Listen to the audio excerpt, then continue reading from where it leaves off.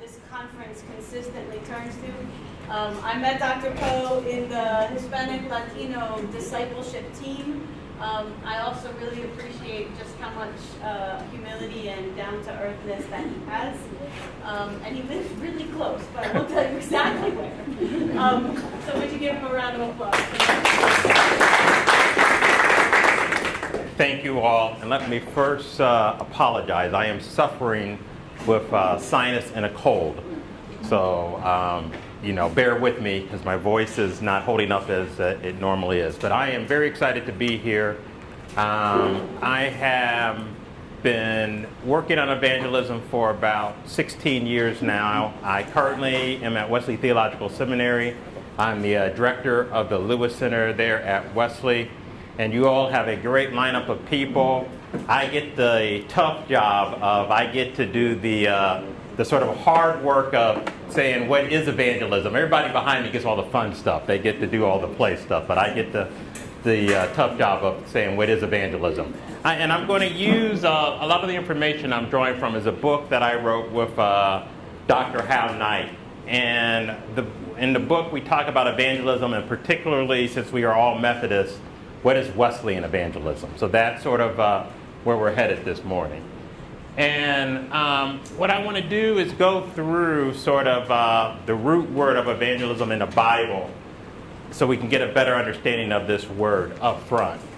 And if you were to actually read the Bible in the original Bible language is Greek. If you actually were to read that word, the word you would find, let me back up. You never actually see the word evangelism in the Bible. That's something most people do. There is not a word that says evangelism by itself in the Bible. What you find in the Bible is this word euangelion, and I have the verb form up there. Euangelion actually means good. So, and then the U part is good, and then the other part of it, angel, is sort of messenger. So evangelism is sort of good messenger or a good message.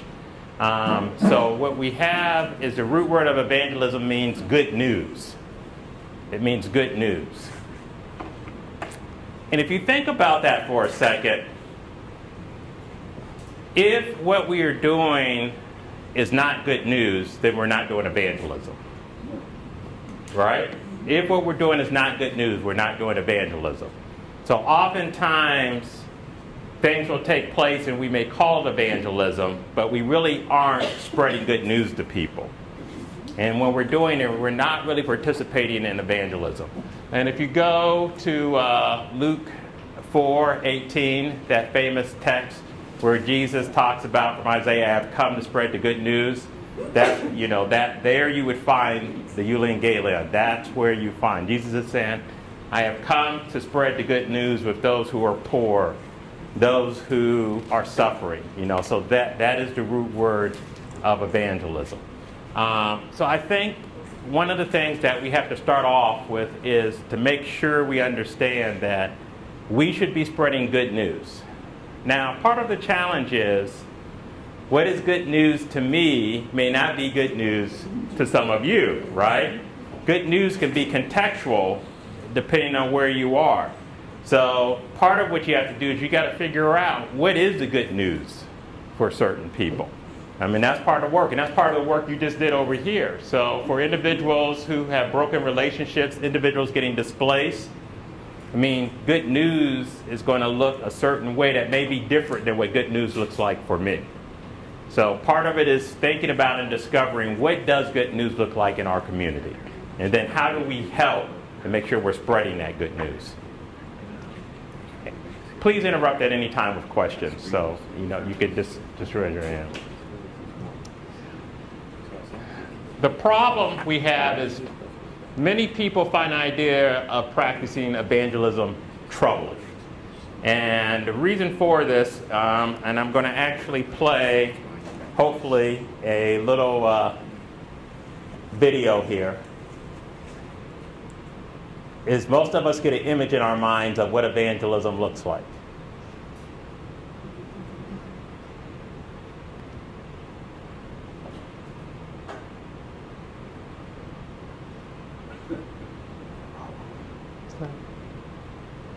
Oh, wait. We're not getting the sound? We're not getting the sound.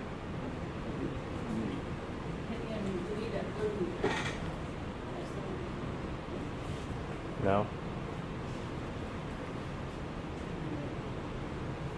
If we don't, we won't worry about it.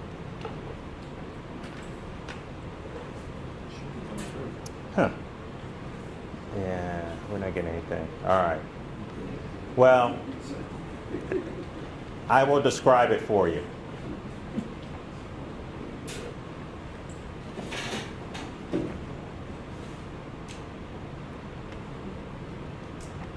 So in the video, what you had is somebody coming and knocking on the door, and they knock on the door, and basically the two men say, it's really hot out here, but you know someplace that's hotter? Hell. Right? And that was their way of trying to convince this person that they should come to church. And a lot of us don't like evangelism because in our minds, that's what evangelism is. We got to go knock on somebody's door, and we got to say, you're going to hell, and if you don't turn around right now. So most of us see it as very confrontational. And for that reason, we don't want anything to do with evangelism. It demands a decision. It's something that we're trying to get people to do right away.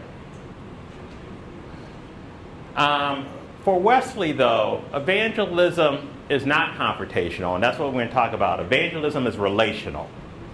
Evangelism is relational. So that's the key word. So I want you to write that word and to circle it. Relational.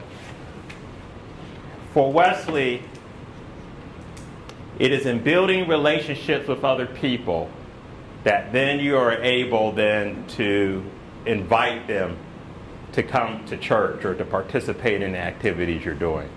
If you don't have a relationship with somebody, more than likely they're not going to pay attention to you or listen to you. It's in building those relationships that they trust you, and then you can do those things.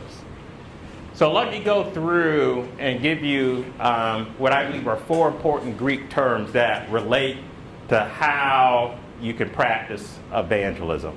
And the first is kerygma. Kerygma.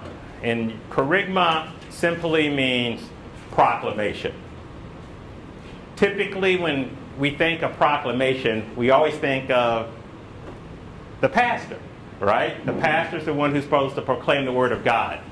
But the reality is everybody in this room should be engaging in proclamation. We all should be engaging in some form of proclaiming the word of God. The Romans 10 text where Paul talks about how can they hear if there's no one to proclaim the word of God to them. That's what kerygma is. So all of us should be invested in some form of proclamation or proclaiming the word of God. The challenge is that most of us think of evangelism strictly as proclamation, and that's where we stop. But evangelism is more than just proclamation. And that's where we get into some of the other aspects. Koinonia. Koinonia. Koinonia simply is a Greek word for community.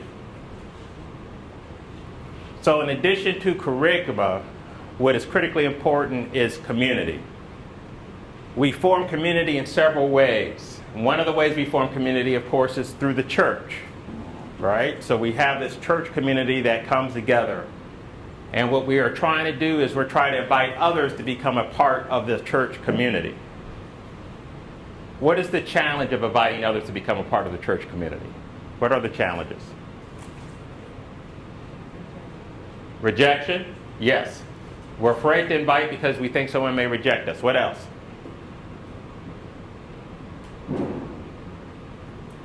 Just the fear of walking up to someone and inviting them. Sometimes that's hard. Actually making the invitation. The fear of doing the invitation itself. Yes. What else? And for their side, we're other. Right? From their side, you could be other, so that's right. The other aspect of community that is challenging, especially if I'm an outsider, even if I come to visit the church, it feels like you all are already a family. And I'm not a part of the family, right? So if you think about that, how intimidating it is to try and join a community that already exists where it feels like everybody already knows one another. So one of the things that you have to think about in evangelism is, how do we maintain that family feel? Because it's great that we have this wonderful fellowship and we love each other and we greet each other. But if I'm an outsider, how do I help that outsider feel like they can also be a part of this family? That they can join and be a part of what we're doing? Because from their perspective, it already looks like a closed community in many cases, right? You know, we're looking at it from our perspective. I mean, every church I've ever been to says they're the friendliest church. Every church believes that. And to a certain extent, they're right. They are. They're friendly to each other, right? They do. They truly love each other. But from someone who's outside of the church, it looks very different. It is not that people are being mean to them. It's just that they're not a part of the family. So that you've got to figure out, how do you help people to become a part of the family? That's critically important. So community is key for evangelism. Before Dr. Powe goes further, I just invite you, I think the place that this is so visually apparent, particularly at Epworth, the way that our furniture is configured, is if a new person actually makes it to the fellowship time following worship, which most people immediately exit the front door. If they make it there, if you just pick up your head and look at where people are sitting, it astounds me how literally, physically, where the newest person is usually on the outside. And particularly when there are some services really congregate around those circular tables, and instead of being inclusive, those become literal circles with backs turned to the new people. Like I invite you to open your eyes and to watch the way coffee hour goes down. So what do we do? Well, you're going to talk about that. No, you are. You're going to talk about it. And let me also say, I was going to talk about some of this later. I mean, one of the other challenges, again, from a visitor's perspective, trying to come into the community, is signage. There's nothing worse than walking or trying to figure out, how in the world do I know where to go when I come to a church? Right? So, I pull in the parking lot, so do I go up? Do I go down? When I come in the building, does it tell me, where to go? Is there someone to help me to figure out where to go? I mean, I cannot tell you how frustrating it is where you have no clue where to go when you come to a building. And, and people pass by you, they all know where they're going, but, you're sort of stuck there trying to figure it out. So, I mean, all of these things, they seem really small, but if you really are an outsider in the community, they're huge because, you're not a part of the family. You don't know where to go, all right? Next is diakonia. Diakonia, thank you, is the word we use for service. And, of course, deacon comes from this word, diakonia. And service is critically important. And this is where, again, oftentimes we think of evangelism strictly as proclamation. But as I'm saying, it's proclamation, it's community, and it's service. How are we in service beyond the walls of the church to those in the community? How is it that we are in service in ways where we're reaching out to other people? So the service aspect of the work that we do in the name of the Lord is critically important. So it is not one or the other. It's not proclamation or going out in service, but it's proclamation and service and community. All of these things are important.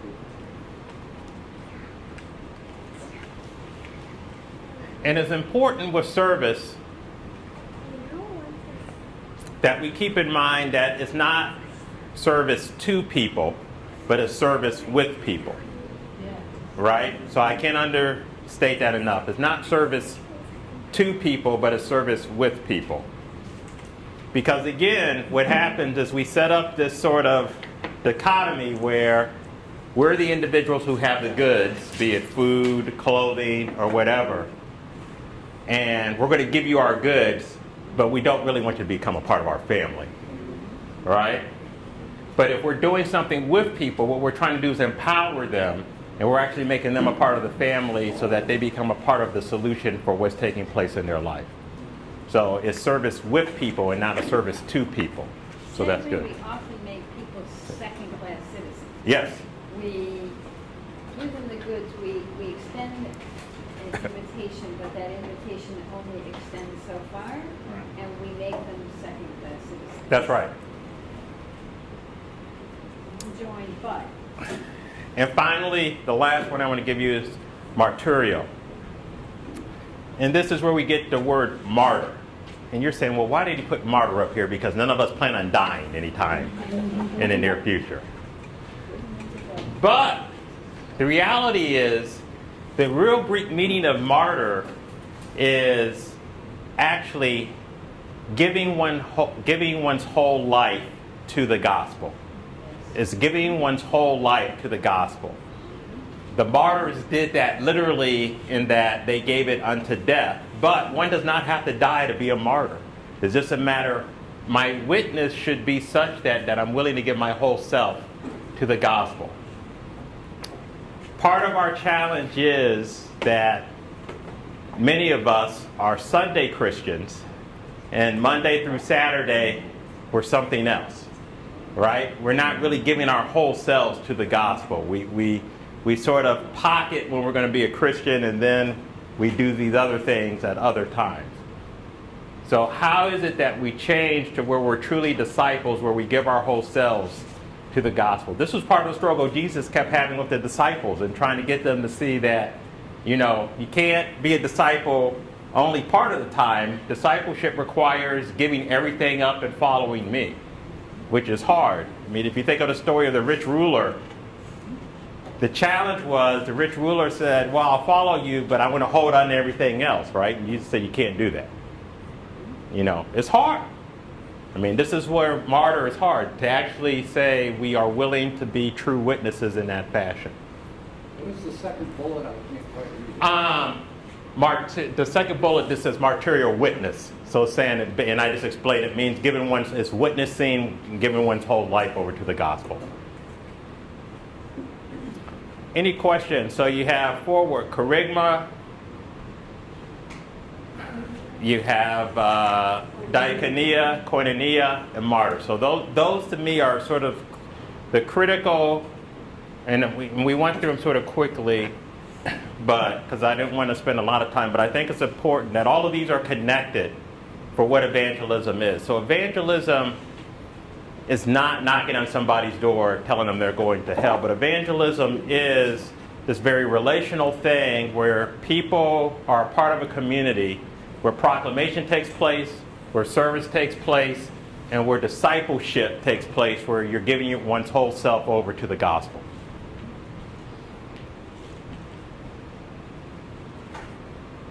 I'll pause there. I know that was a lot in a short period of time. Any questions? But we do have people come to our doors and knock. Not as much as Right. we're used to, Yeah. but every once in a while Mhm. we still do have Mm-hmm. people come and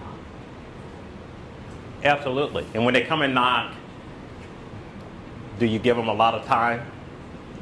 I try to have a conversation and, talk about our involvement in church. Uh-huh. And we are Christian, and they're like, I know, but. Right. See, then that's And it. then I'm like, I just really feel like there's this forced, but I want you to come into, That's right. my church and. You don't feel like they actually are interested in a relationship with you at all, do Right. you? Right. And More they're, about the numbers. that's right. And therein lies the issue. And that, to me, is the big distinction for Wesleyan evangelism. It's not about you're going to fit into this peg, but really I'm interested in a relationship. And if you're already in church, then wonderful. Then let's talk about what you're doing in church, but not forcing something that's not there. Any others? All right. Let's. What scriptures that map to the places those 4 Greek words appear? I do. Yes, I can. I will get those to you. I mean, Luke 4:18 certainly matches the root word of evangelism. And then I'll get you to one. Kerygma is Romans 10:14 and 15. And then I'll get you the community and those later. You mentioned the word discipleship. Uh-huh. How do you differentiate, or do you, between that and what you're calling evangelism? It's more encompassing evangelism. Did you hear his question? Yeah, I did. The question. Sorry, if you don't mind, could you repeat the question so we get it on the video as well? Please? Absolutely. Thank you. The question was, how do I distinguish between evangelism and discipleship? Or is there no distinction between the two? Is that fair? So I would say that discipleship is a part of evangelism. So I think of evangelism as this sort of umbrella under which you have many characteristics taking place. And I just sort of laid those out, that you have proclamation, you have community, you have service, and you have witnessing. So discipleship, for me particularly, is a sort of the pieces of that proclamation and service sort of make up a big piece of what we do for discipleship under that umbrella. So evangelism is sort of the umbrella, and discipleship is under the umbrella. Any others? Sometimes, you talk about this idea of community and evangelism. Uh-huh. I can remember the Jehovah's Witness. Yes. My wife's grandmother, over the years, I don't know, at least 10 years or more, would always have these two ladies that would constantly come. The same two ladies, she would sit them down. Now, my wife's grandmother was not a Jehovah's Witness, Right. but they kept coming back, and they kept coming back. And that was up in Massachusetts. Now, somehow they found my wife's mother here in Gaither or in Rockville, and they do the same thing. They come back and they come back and they come back with that idea of wanting to build that relationship, and not just let me knock on as many doors. Right. Yes. And I'm not talking about the message, but Right. No. I'm with you. But they're really trying to build a relationship. Yeah. So let me put before you, a part of the work that you all will be doing as you move forward is the challenge is, for almost every congregation, we do one or maybe two of the things I just laid out here, being charisma, koinonia, service, or martyr witness. We do one or two of those, but we typically don't do all four. And if you look at congregations that continually thrive, they typically are doing all four, but certainly all three of them. So they have all of these aspects working well in their congregation. So as you think about the work you're doing, how do we make sure that we're really building up these four sort of characteristics as you move forward? So that's something to contemplate. I was going to give you a couple minutes to think about that, but I want to carry on just for a little bit, and I'll give you a chance to talk in a second. But that's something to mark down. How do you do all four of those? So the Wesleyan answer, as I said, is that evangelism is relational and not confrontational. It's more communal than solitary. And this is the key factor. Evangelism begins you on a journey. It's not the end of the journey. And I'm going to say that again. So for Wesley, one of the challenges is that once somebody says, yes, I believe in Jesus, or yes, I accept Christ, to use sort of the evangelical language, a lot of people think that's the end of it. I'm all done. There's nothing else to do. And Wesley says, no, that's when the real work begins. That's when you start your journey, is at that point in time. So evangelism for Wesley is a much bigger process than what we typically think about. Yes, sir? So related to John's question, then, I would think that last point is saying that evangelism is a part of discipleship, rather than discipleship being a part of evangelism. I could go, depending on how you're defining discipleship, yes. I mean, if you're defining discipleship as Learning from Jesus. learning this bigger thing, yes, I could go with that. Yeah.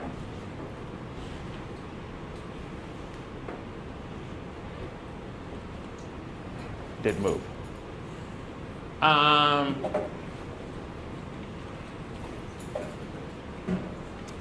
talked about that a little bit, so let me move on to this one. Wesley sees evangelism as a transforming gift. And salvation is a gift in Wesley's mind. And here again, we have to remember the root word of salvation. And the root word of salvation is healing, right? Salvation brings healing, or should bring healing to the whole person. You know, so that is what the process of salvation is about. It's about healing.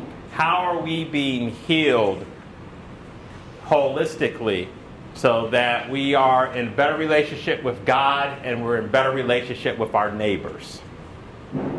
How are we being healed holistically so that we're in better relationship with God, better relationship with our neighbors? That is what Wesleyan sort of is evangelism is helping move us towards, this sort of salvation pictured in that way. The good news is that it's possible. The good news is it's possible to experience that sort of healing. I'm going to skip. Here's the definition of evangelism, and I'll give these slides to you, Jen, so that you can share them. So that I'll give. But here's a definition of evangelism. So, our sharing and inviting others to experience the good news that God loves us and invites us into a transforming relationship through which we are forgiven, receive new life, and are restored to the image of God. So basically, what I did just before that sort of explains all of what that definition is. But what it is that it is possible to actually experience new life in God because we are actually healed holistically. Oh, don't change? No, the definition. Oh, the definition. All right. Sorry. Are you going to send your entire PowerPoint? Yeah, I'm going to send it to Ty. You're going to get all the slides, so you don't have to try to write it all down. Yeah, I'm going to send it to Jen, so you don't have to try to capture all of this. All right. So if that's the case, then it is more than a decision. So when we're talking to someone, it's not a matter of them making this sort of immediate decision. We're really asking them to make a journey. And that's a much longer commitment than just a simple decision. The other aspect of this is it is only God who could actually save people. As humans, we can't save anyone. We can invite people to experience God, but we can't actually save people. So oftentimes one of the other challenges is we somehow confuse that we have some work in saving, but we have no work in saving. Only God can save. That's not our work. And of course, this is a process of growing and bearing fruit, so that we're always growing when we do this work. So this is the key piece I want to get to. So the role of a community then is to invite people and to sustain people on this journey. Invite people, sustain people on this journey. One of the challenges we have as United Methodists is we're horrible at inviting people. There's a statistic that came out that says, on average, United Methodists invite people to church once every 10 years. That's amazing. Think about that. Once every 10 years. You know, that's a pretty tough statistic. Now, Is that really a statistic? Did you make that? no, I didn't make this up. No, this is a real statistic. And what makes it more challenging is oftentimes then when we actually do invite somebody, it's somebody who we already know goes to church because we feel safe. We're just inviting them to a special function at our church. But it's not actually someone who's not church. So we're not really good at inviting people. So one of the things that we have to be willing to do and work on is invite people. Now, this is where it gets a little bit trickier. At the Lewis Center, a lot of the work we do is looking at church trends. So one of the church trends right now is most people who aren't churched aren't going to come to worship as their first experience of church. So that means inviting someone to worship probably is not the most helpful thing that you could do. That means you have to invite them to something else besides worship. So you have to have what we call different entry points into the community beyond worship. Those entry points might be that you have a wonderful coffee ministry that takes place at a local coffee shop or the grocery store where you gather and you do Bible study or something together. That becomes an entry point for people. Someone may do a house Bible study. That becomes an entry point for people. As your children go to junior high school, middle school, and high school, they got to do so many community engagement hours. And oftentimes churches are doing things that count for those community engagement hours. They just have to get on the approved list. But that becomes an entry point when you partner with the schools and those children. That becomes an entry point. So the key is, one of the things we have to do is think about what are the entry points beyond worship where we can be inviting people and building relationships with individuals. Dr. Powe, can you talk a little bit about, so we have engaged in some of that, and it's interesting because my sense as pastor is that people get frustrated and feel like the community's just taking advantage of us. And I admit to feeling that way on a hard day as well. Like, you just want to come out for an Easter egg hunt because it's fun, or you just want to send your youth here for SSL hours. Right. Or you just want to use the church as, and yet that line of thought closes those entry point doors. Right. A couple of things. So let's use the Easter egg hunt as a prime example. So when you invite them for the Easter egg hunt, do you have already the next flyer for what the church is going to do for the next event and invite them? It took us several years to learn that. But we All right, because that's one of the, so the one thing is to make sure you have whatever the next event is that you're going to invite them to participate in. The second piece is, and this is where making sure you're doing ministry with people, not to people, are you actually in dialogue, talking with and having conversations with the individuals, building the relationships? I mean, that becomes the key piece. So when they're coming, are you actually then starting to build that community with them as they come, or are you simply coming and you're working, but you're not actually sort of building community with them? I mean, so that's the other critical piece, that sometimes, yes, we invite them, but we're not really building community with them.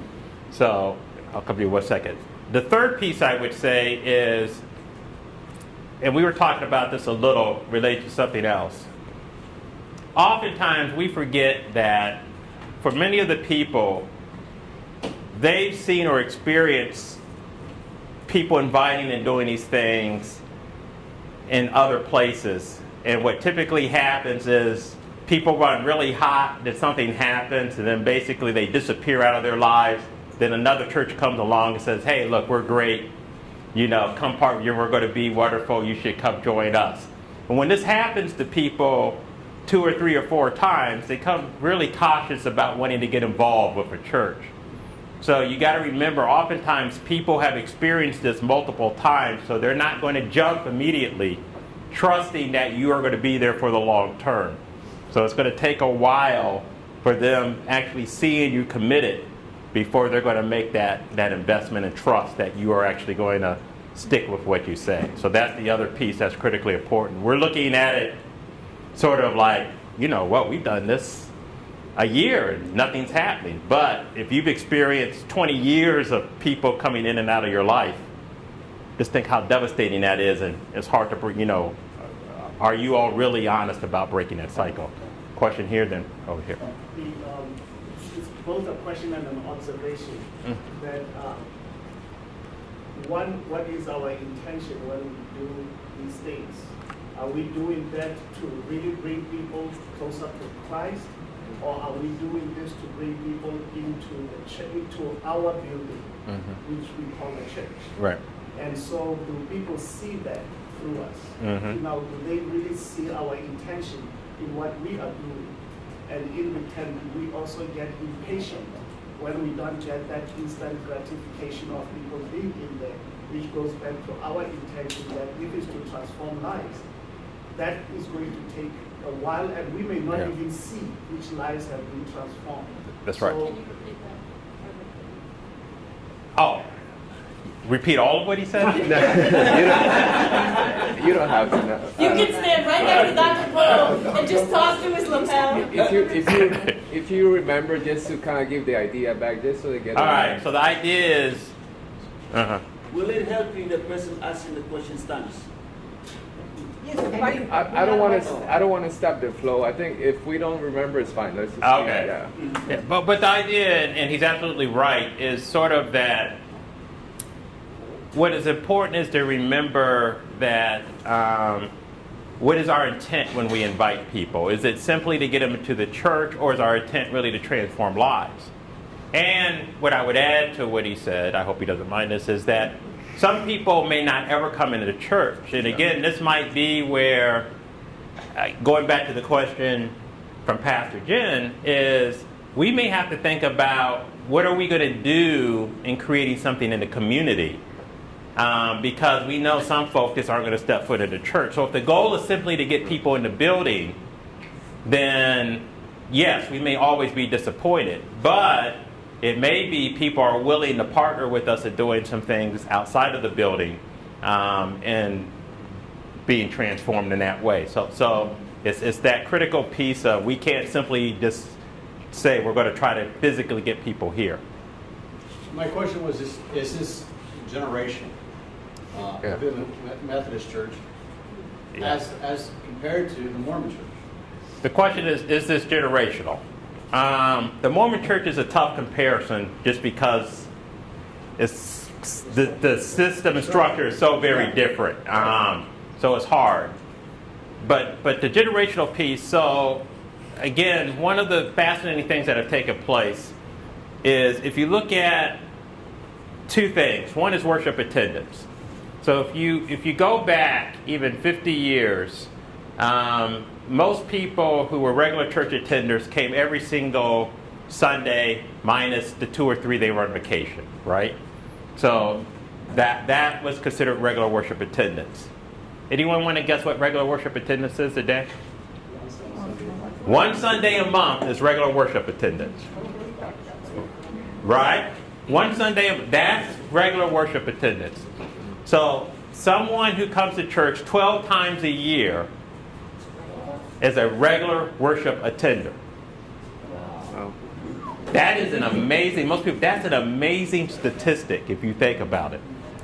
Now, some of that is generational. So the generation of people coming every Sunday is dying off. The generation of saying, if I come once a month, yes, I'm a regular attender and that's my church. But that completely has to change our mindsets about what church means, because if our expectation is they're going to come every Sunday, we're going to be really disappointed because that's not going to happen. Because they're going to come basically an average one time a month. You know, a huge shift. So, I mean, I can get into other generational things, but I mean, the other impact is family. So people always talk about families, and the reality is that churches are reaching families at about the same rate as they always have. The difference is our family makeup has changed. So, I mean, you just use simply the divorce statistic going back 50 years ago to today. There are so many more single-parent homes now than there were previously. When we talk about family, what do we really mean? Do we mean nuclear family? Do we mean single-parent households? Do we mean grandparent-led house? I mean, so when we use this language of family, we need to define it more in terms of how we're actually talking about family. So again, that gets into some of the generational stuff.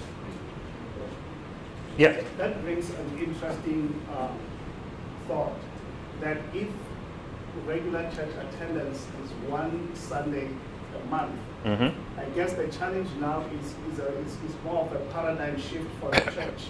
Yes. That how do we make sure that the other Sundays and the other days, that wherever the person is, that they are actually doing an invitation, they are actually doing God's work. That's right. That we don't look at them as being absent. That's right. But they are present within the larger community. That's right. So what is being stated is if regular worship attendance is one Sunday a month, and I will add, most of them don't come the same Sunday, which is really irritating. You know, like if you're going to come once a month, But don't get me on my pet peeve. At least come the second Sunday every year. I'm serious. Huh? Because it makes life so much easier for all of us. See, if you come, then you would know they're here the second Sunday. But see, when you come the second Sunday, then you come the fourth Sunday. Then, I mean, you make our lives You want to harder. make the second Sunday and the fourth Sunday. Yeah, I make our lives much harder. But getting off my pet peeve for them not coming the same Sunday every month. How we extend and rethink community is critically important and connect with people.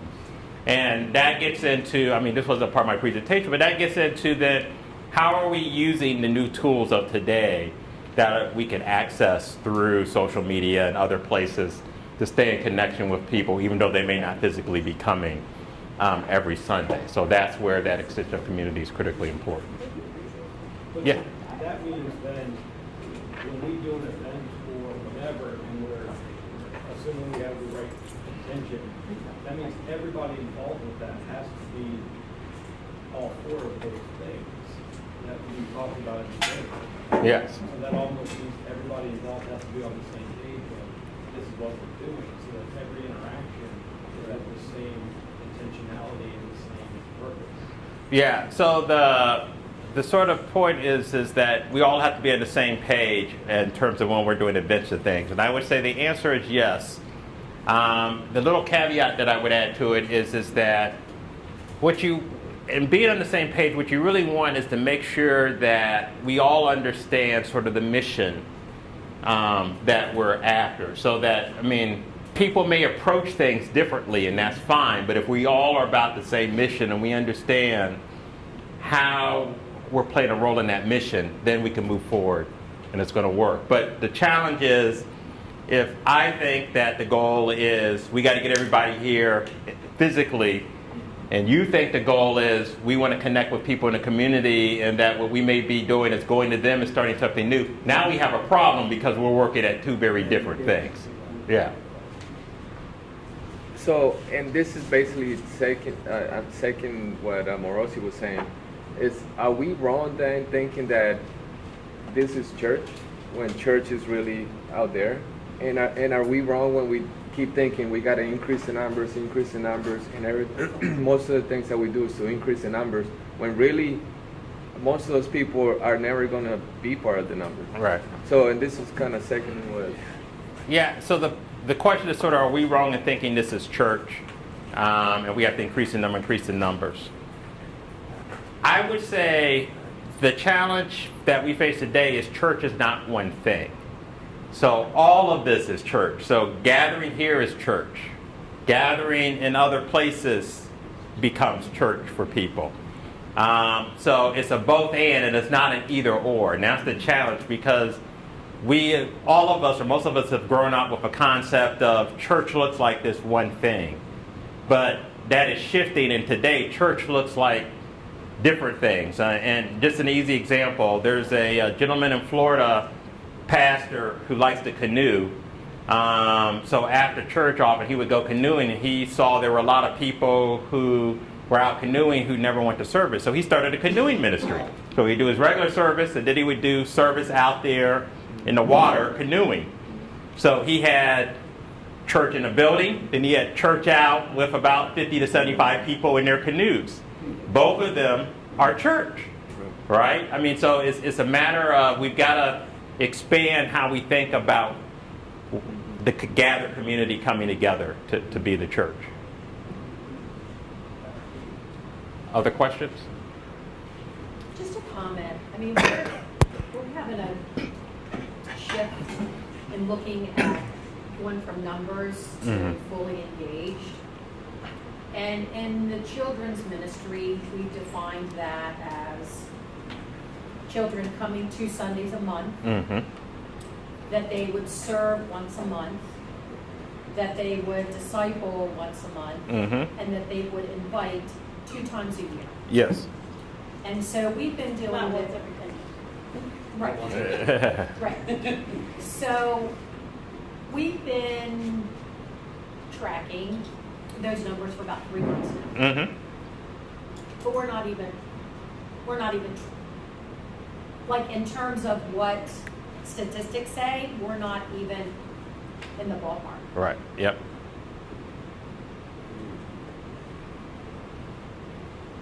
I mean, we're not, if we're saying that that families come one Sunday a month, we're saying if you come twice a month, that you're fully engaged. And keeping in mind that in children's ministry, they have to depend on somebody driving them there. Yeah, absolutely. So it has to be a family decision Yes, to come.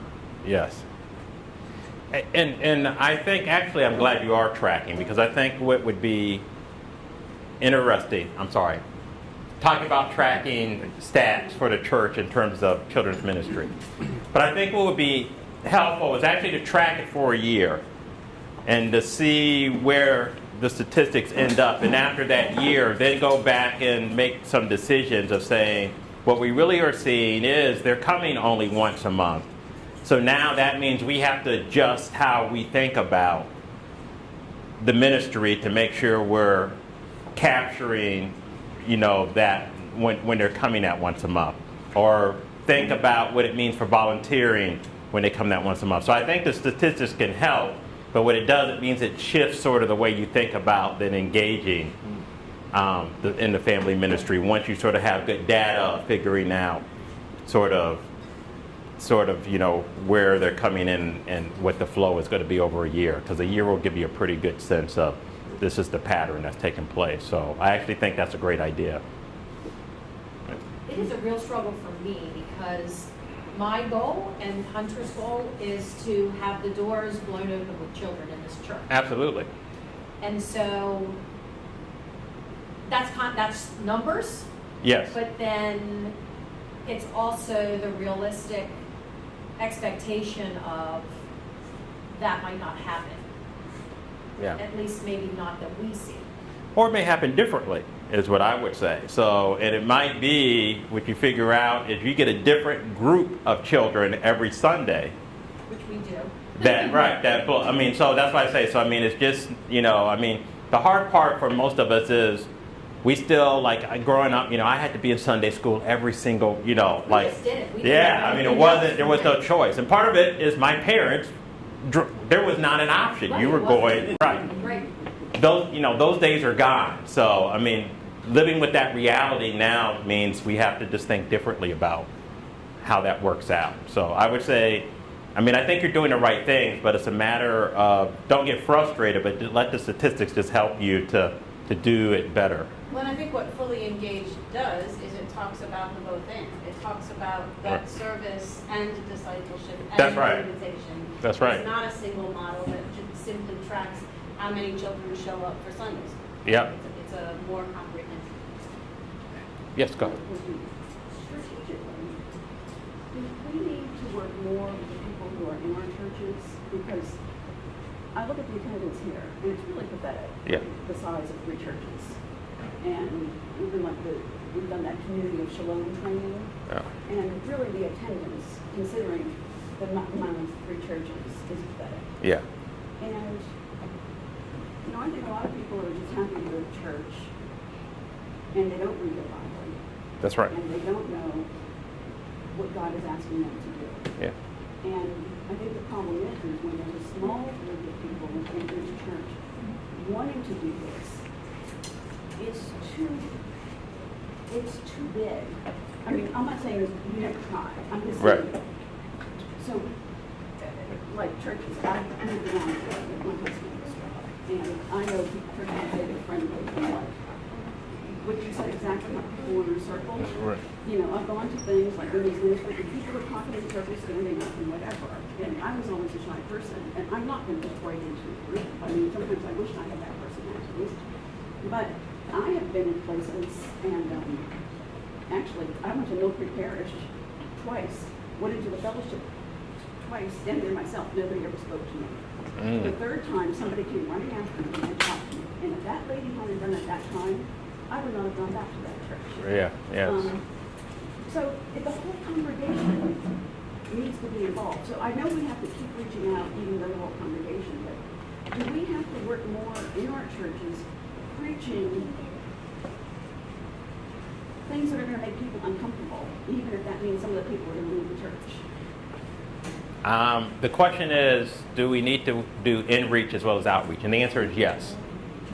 Yeah, so in-reach is critically important, and that was, I moved ahead a slide, but that was the sustaining. That's all right. So I'm not going to make it through. I'm just going to let you know where I did. I just said so. You should keep pushing. Yeah, I'm not going to make it through, but that's okay. But the in-reach is critically important, and people don't often think about this, but in some ways you have to evangelize the existing community. And say to the existing community, and this again with those 4 characteristics, how are we all taking ownership and living into these things in our own lives so that we are improving on our own journeys. So absolutely, that in-reach and helping people to really buy into that I'm responsible for proclamation. I'm responsible to be in service. I'm responsible to make sure this is an open community that is inviting people. I'm responsible to be, making sure I'm giving my whole self to the gospel. So I mean, if you think about one of my churches, what we basically did is each quarter took a theme, and we worked on that theme during that quarter. So you would have something in the sermon, something in some Bible study that sort of worked in the theme to really help us live into, and that was how we worked on the in-reach piece of it. So yes. Yes, sir. I don't mean to be controversial of this. Oh, no, be controversial. I like it. Because sometimes when I was outside of the church building, it seemed that there could be cliques within the church that develop based on raising the comfort level of people to know that they can go out in the community and not be vulnerable. And that's a state that we will never reach. Yeah. And so I was also under the impression that sometimes churches do that intentionally, so that though we say our doors are open, but actually we are closing those doors by saying let's focus on getting ourselves ready, let's disciple ourselves to the point where we'll be effective in the community. And that time never comes. So what it does for me, it makes me feel impatient and sometimes discouraged that we are not going to get out of this mode because we are protecting something unspoken. Yeah, when I'm saying it though, you're doing both at the same time. It's not, you don't get to do one or the other. You always have to do both. But we say, right, I mean, the outward outreach that we would be doing would be those events that we say, let's put a moon bounce, let's put candy out. Right, but and that's what I it said. ends there, but we don't go out and really touch the and you lives. can't do that. You got to do both. I mean, it's got to all, because the problem, you just stated it. What he was saying is that no church, it's sort of like no church is ever going to reach that point where they're perfect. I mean, and everybody's ready. So you always are having to do in-reach and outreach at the same time. I mean, it's sort of like if you think of a circle, it's always going on. It's this sort of very secular sort of thing of this nature. So yeah, they're always working together. You can't do one and not do the other. All right. I got about 12 minutes left. So we'll,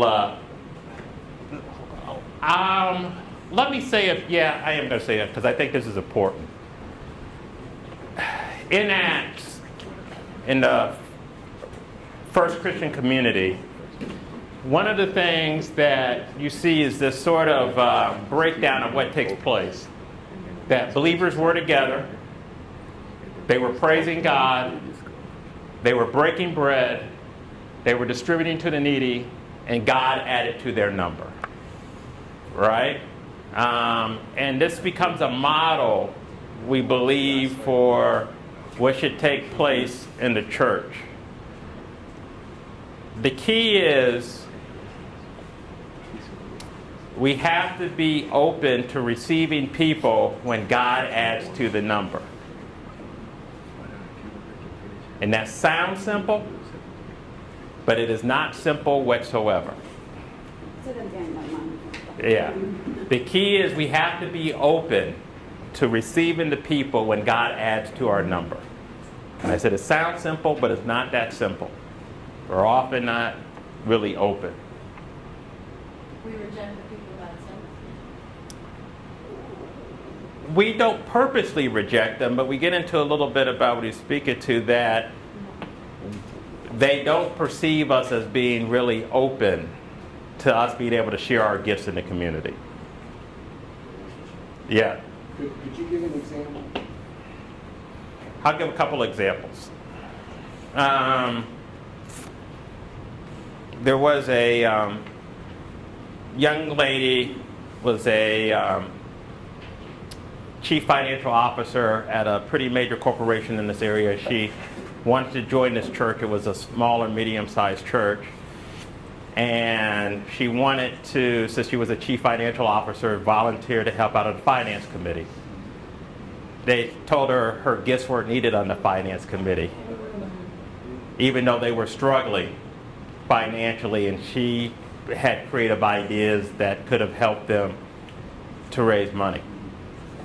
So on the one hand, while they wanted her to come to church, they just wanted her to sit there and be quiet, but not actually use the gift she had that probably could have helped them to move down on the road financially. The finance team liked the way they were doing it. They liked the way they were doing it. It was okay, even though they were struggling. So that's one example. I'll come to you in 1 second. The other example I would give is family comes, visits the church.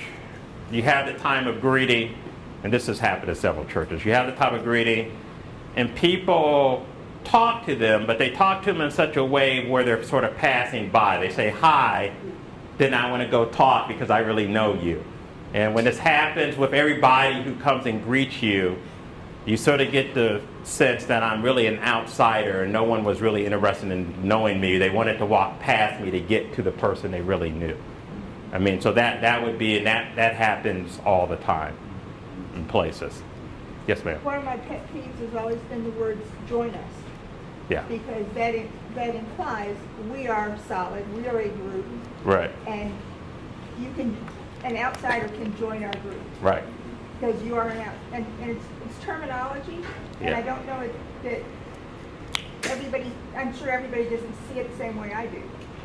But that's just a term that I've always disliked, especially in the churches, to join us. Yeah. Come for, would love to see you. Yeah. Anything else rather than join us. Yeah.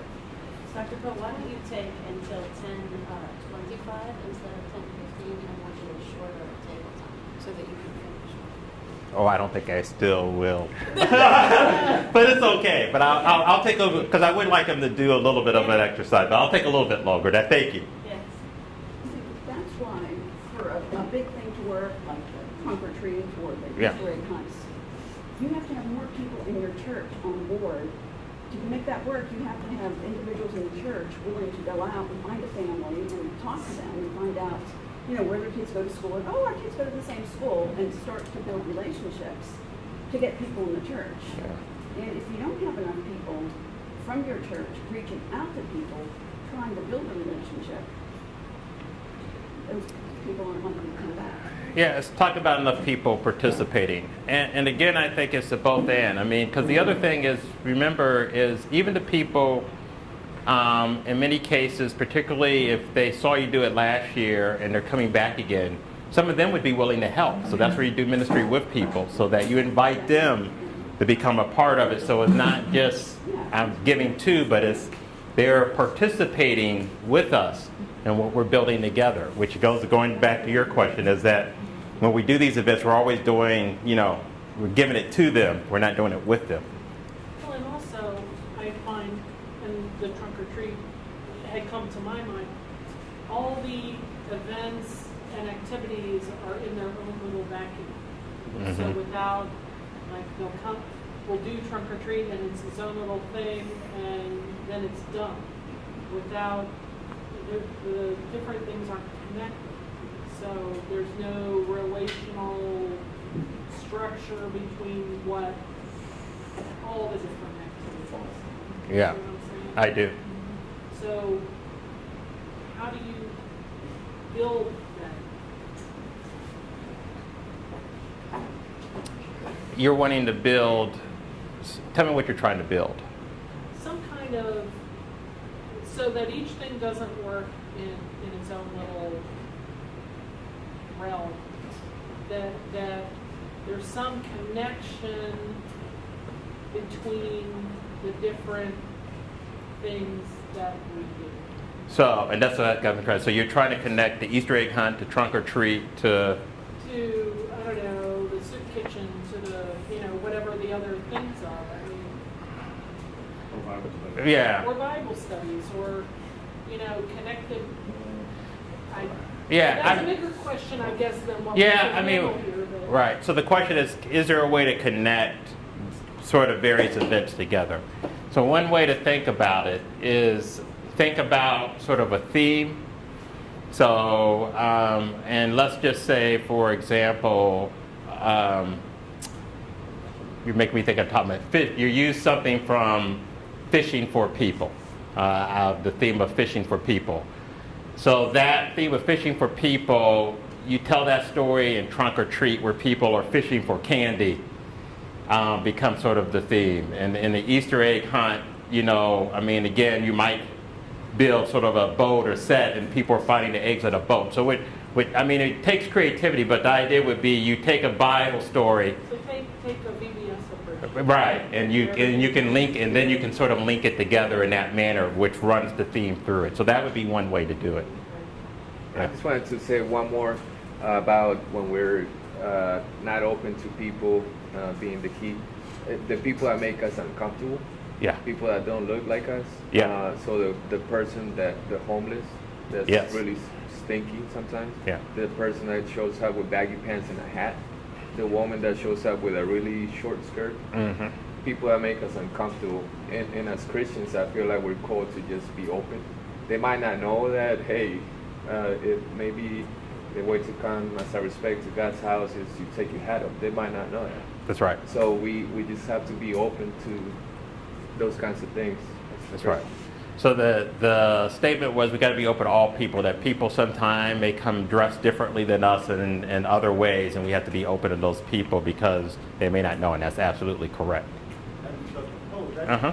I think what Julia just said strikes me that one of our comfort zones is to do our invitation from inside, meaning that we want people to come. Mm-hmm. Come join us for Easter egg hunt. Come join us for this. We have this event, come to us. Right. But we don't really go out. Like, for instance, as an example, a few years ago, I saw on the news Father Theodore McCarrick. He was in the Archdiocese of Washington. Mm-hmm. They showed him at a bar. On Saturdays, he would go to a bar at night, Mm-hmm. dressed in the collar and everything. And when they asked him, why is he going to the bar? And as a bishop or archbishop, he said, because these are the people that I want to see at Mass. Right. So I'm bringing Mass to them where they are. Yes. And so those are the things that I think we don't want to go out to where those people are that are homeless or people that dress differently. For whatever reason, where they are congregating, we don't go to them to do our outreach to them. I would agree 100%. I think it's also important that every ministry needs to understand that evangelism is their responsibility, just like you said at the Yes. beginning. I think people tend to say, oh, that's send-outs area. Yes. And But- it needs to be incorporated into everything we're doing. Absolutely. I'm going to make a comment on that, then I'm going to have you all, because she gave me a few extra minutes to answer this first set of questions here. One of the challenges is when we push evangelism off to just a certain group of people, but really everybody in the church has to own it. The trustees have to own evangelism. I mean, you come up, the grass is cut nicely. I mean, the presentation of the building, that's evangelism. I mean, you think about finance, the way you think about mission, and that's evangelism. I mean, every single committee has a piece in evangelism, so it's absolutely true that everybody's got to live that out. All right, I want you to take 5 minutes and think about at your table how's the ministry you are connected with inviting And how's the ministry you're connected with sustaining people to be in community? So how is the ministry you're connected with inviting people to be in community, and how's it sustaining people in community? So take 5 minutes and do that. We'll come back together and I'll wrap up my piece of it. Are we inviting, that comes to connect with people, my next is invite her. Take questions for just a second and run through some characteristics that I think are important for evangelism. After I finish all of those, I'll take a few questions and I'll hand it over to Pastor Jen to talk about your table conversation. And here, what you're going to see is we're using an acronym for relational. So I'm going to use that acronym for relational. And these, we believe, are important, we being Hal Knight, are important characteristics for evangelism. So renewal, that what we're helping people to do, again, is to experience that healing that comes through salvation. And that healing draws us closer to God, and it draws us closer to our neighbor. And that's being renewed is what that healing is about. Enter. And enter works in a couple of different ways. You're entering into a different relationship with God, but you're also entering into a different relationship with your neighbor. And that entering into a different relationship with our neighbors is critically important, so that, and some of you may have experienced this, there are people that you meet or see, and you can just sort of see sort of a halo around them. There's just something about them that glows. That's what we all, hopefully, when people see us, they experience. That there's something different about us because our relationship with God has transformed us in such a powerful way. I mean, that is sort of what we're hoping where our journey will take us. Listening. This is critically important. Put a star by this one. Oftentimes, you don't have to say anything. People want someone to listen to them. There are not enough people who are listening to people today. And that's one of the reasons, particularly for our young people, they're struggling so much because no one actually listens to them. People always are talking at them, but no one's actually listening to them. So one of the key components in evangelism is listening. You know, a willingness to listen and to hear the stories of other individuals and what's going on in their lives. Listening. Acceptance. And this gets back to what a couple have said. We have to understand that oftentimes people aren't going to look like us, be like us, and we have to accept people where they are at that point in time. Doesn't mean that's where they're going to end up, but that's where they are right now. So we have to have acceptance of people for where they are at that moment in time. And that can be hard because, you know, we get sort of used to certain things, but really being able to accept people is important. Testimony. There's another one, put a star by this one. Everybody in this room has a testimony. Everybody in this room can talk about somehow, some way they've experienced God working in their lives. That testimony is critically important in terms of being able to share it with other people. You know, where have you experienced God working in your life? How have you experienced God working in your life? So those testimonies are important for other folk. Inviting. We did a lot on inviting, but I can't, you know, if one thing you take away from me is invitation is critically important. Hospitality. So this is another key one. Hospitality works in a couple of ways. One is just, of course, hospitality in terms of the way people feel like you're taking care of them. But the bigger picture of hospitality is how are we making space at the table for the gifts of other people? how are we making space at the table for the gifts of other people? So when someone new comes in and they have gifts, but there's already somebody working in that area, are we willing to share and make space for their gifts? Right? How are we making space? That's hospitality, making space for others so that they also can use their gifts. Can't underestimate that hospitality. This is ongoing, and this is one of the hard ones. This doesn't end. You know, you don't get to that point where you could stop and say, okay, I'm done. Not until you get the glory in heaven. That's when you get to stop. Or at least we think so. God may tell us you don't even get to stop then, so we don't know.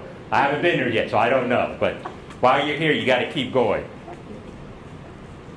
And you become a new being when all of this takes place. You really become, and that's our goal, is to become like Christ. We take on what it means to really be a disciple of Christ. All right, I will take any last minute questions, and then I will hand it over for you to do the table talk conversation. I know that was really fast, but I was over time, and she was gracious enough to let me go through the rest of the slides. Any last minute questions?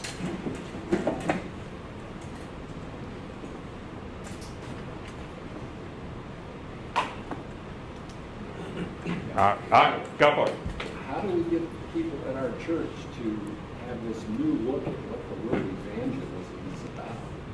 What you've just been talking about. I don't think anyone at my church thinks this is what evangelism is.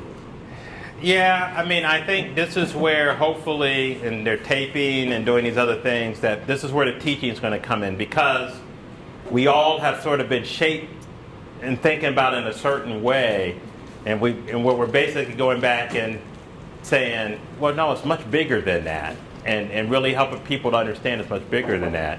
And the real key is relationship. I mean, in their own lives, people who have built relationships with them probably have, they felt more connected to those individuals than somebody who has not had a relationship with them. And evangelism works the same way. I mean, if you have a relationship with someone, they're going to be more willing to engage you than if you don't have a relationship. So, I mean, that's where the teaching component is going to come in. Yes? What would you call, and I don't know if you want to answer it personally or as a church, or Yeah. what would you call a win when it comes to evangelism?